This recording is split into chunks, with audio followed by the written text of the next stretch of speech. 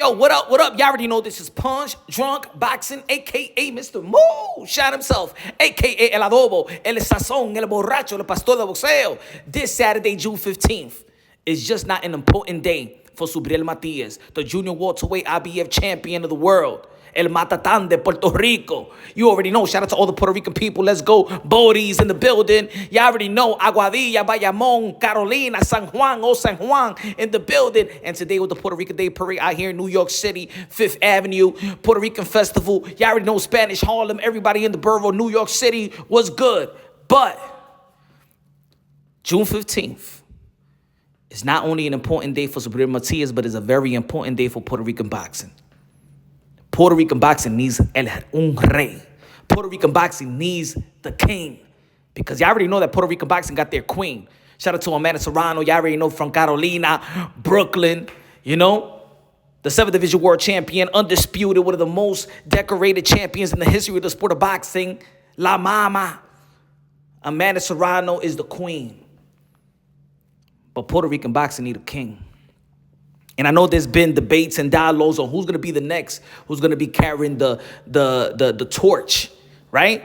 Who's going to be the guy that's going to be holding Puerto Rican boxing down like Miguel Cotto held it down, like Tito Trinidad held it down, like Hector Camacho held it down, like Wilfred Benitez held it down, Wilfred Gomez, and the rest of great Puerto Rican legends. Who's going to be the next? Who's going to be the next to uplift and motivate and inspire the best, one of the best loyal fan base of this side of the pond, especially out in this side of the pond in America and in the islands? Like, I'm going to tell you like this. Everybody knows that Mexican boxing, a lot of people, is one of the most loyal fan base. But Puerto Rican boxing comes second to none. Puerto Rican boxing, when the fans come out, when they got their fighter, whoo-wee. And Subriel Matias have all the ingredients to be that guy. He have all the ingredients. He has the attitude. He has the fire. He has the power. He has the exciting style, the offensive style to captivate the imagination, the emotions of the boxing fans. Now, this past weekend, you already know Xander Zayas, one of the phenom in the 154-pound division, had a great outing versus former champion Patrick Chisera. You know, beating him up every round. Got him hurt. Even Patrick Chisera started running. But for a lot of people, he didn't make that type of statement, right? He's still young, 21 years old. Still young, got a lot of time. Edgar Berlanga had some hype during the pandemic when he was knocking everybody else out, right? But then he had a couple of iffy performance. You know what I'm saying? He was a vampire in Brooklyn, biting the neck, dándole un hickey at his opponent. And I feel like people, you know what I'm saying, I support Edgar Berlanga as well. New York City, you already know. But, you know what I'm saying, I don't think that he has that type of hype that they believe that he is going to be the guy that's going to be reigning. Now, he could have an opportunity to get Canelo Alvarez fight. But a lot of people, you know, they picking Canelo Alvarez to beat Edgar Berlanga. So they don't see that he will be the king. But Subriel Matias is in one of the most lucrative division, or probably the most lucrative division in the sport of boxing, deepest division in the sport of boxing. And a lot of people see him as the most dangerous guy, not only in the division, but in the sport of boxing.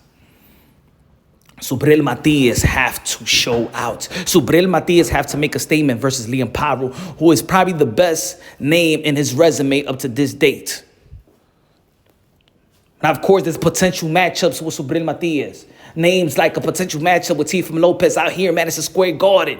That if Subriel Matias does what he does to Liam Paro, what he's expected to do, because I expect Subriel Matias que le da par de galletas a Liam Paro.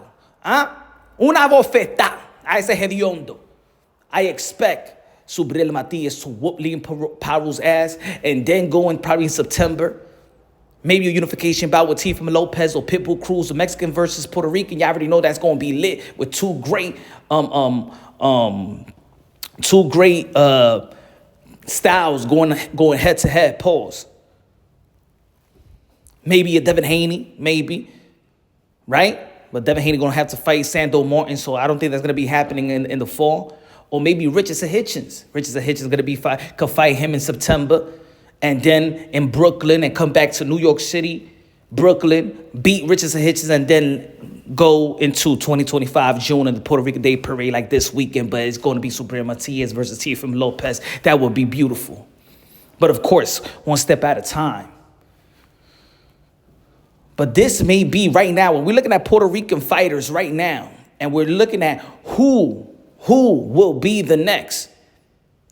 At the end of the day, I might not be Puerto Rican, but I'm gonna tell you like this. When it comes to boxing, we already know that Puerto Rican wears the crown. Of all Latinos, especially in this side of the pond in the East Coast, Puerto Rican wears the crown. And I'm more than happy. I enjoy, man. I feel like I'm Puerto Rican myself when you know what I'm saying, when Puerto Rican boxing out here in New York City. Somos latinos, somos unidos, ya tú sabes, somos hermanos, somos primos, somos hermanos. We're brothers and sisters, man. We're cousins. We all represent. Cuba, Puerto Rico, Dominican, from the islands, and all Latinos. So we all understand how loyal and the fan base of Puerto Rico and how important it is, not only just to Puerto Rico, but to all Latinos and Hispanics. Subriel Matias has an opportunity to be the king of the most lucrative and most loyal fan base of all. This fight is highly important. I think this is the first time this is the coming out party for Subriel Matias. And I think this is the first time that probably Subriel Matias is going to have some type of pressure to perform. Let me tell you also how dangerous is Subriel Matias. Even though that he's going to have some challenges, you know what I'm saying? I believe that there's certain fighters that got better styles. I believe a fight like Teofimo Lopez versus Subriel Matias, if y'all follow the channel, y'all already know that I do believe that Teofimo Lopez will come as the victor, but it will be a very, very challenging fight. But of course, we don't know that can happen because people have stated, people believe that, he has roller coaster type of performance. We don't know what type of Teofimo Lopez is going to be showing up, right? And the good thing about it in this division that the champions is not saving their O. Everybody got an O. Matias got an O. Lost his O. Tio lost his O. Pitbull lost his O. And Devin Haney lost his O. So ain't nobody here, trying to walk around like Floyd Mayweather like they perfect. Everybody's shown their vulnerability side. And you know what? That's what makes fighting, the fight game more exciting, when there is some vulnerability, when we don't know what can happen, right? So Subriel Matias have to perform and have to send a statement, especially on June 15, where Gervonta Tank Davis is going to be fighting Frank Martin. Good fight, but I don't think it's more important than Subriel Matias versus Liam Paro. David Benavidez is going to be in the co-main event, going to be facing Alexander, but I still don't think that's going to overshadow Subriel Matias versus Liam Paro. Because like I said, in the 140-pound division, I believe this is one of the most lucrative, one of the most interesting division in the sport of boxing, and where all these guys could just beat up each other, win, lose, whatever, but make a lot of money. At the end of the day, we fighters. We fans. Just give us the fight hard, and have 100% effort, and we don't give a damn who wins and loses. I'm talking about as a whole. All we want is great competition. All we want is fighter to dare to be great. But let me tell you again, I said this a couple of months ago. The scary part about Subriel Matias is that Subriel Matias is knocking everybody out. Not only knocking everybody out, but retiring people. And this is with him being restricted. Now, if you've been following the channel, subscribe to the channel, smash the like button. We've been talking about rehydration clause, weight bullies. One thing we know for sure is that Subriel Matias ain't no weight bully, because he's an IBF champion, and being an IBF champion, he's restricted to gain more than 10 pounds. But look at him. While everybody's complaining that they're suffering, Subriel Matias is not coming over 10 pounds because the IBF rules. But when there's a unification bout, that means that Subriel Matias can rehydrate just like the Devin Haney of the world, 25 pounds, 165. And what you think Subriel Matias is going to do when he's not restricted? Look what he's doing to people when he is restricted. Imagine when he's not restricted. Ay, ay, ay. Si ese tigre mata tan being restricted, what happens when he's not restricted? He already killed somebody in the ring. Es un mata tan de verdad.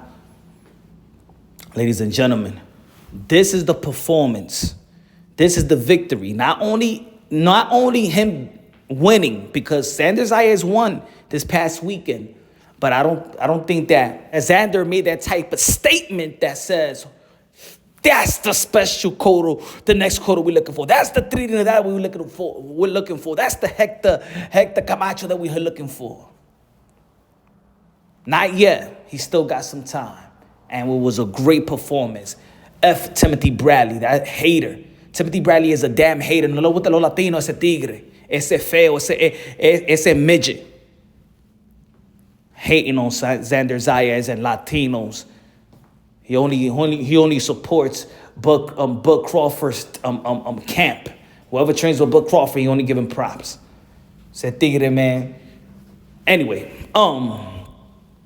Subriel Matias need to make a statement. But if he beats Liam Paro in a spectacular fashion like he's been doing in the last 5 fights, he's going to wear the crown. A crown that Puerto Rican boxing has been waiting for a long time. The crown is up for grabs right now. But if Matias shows out in Puerto Rico, hey mama, él va a ser el rey of Puerto Rican boxing alongside con la reina Amanda Serrano.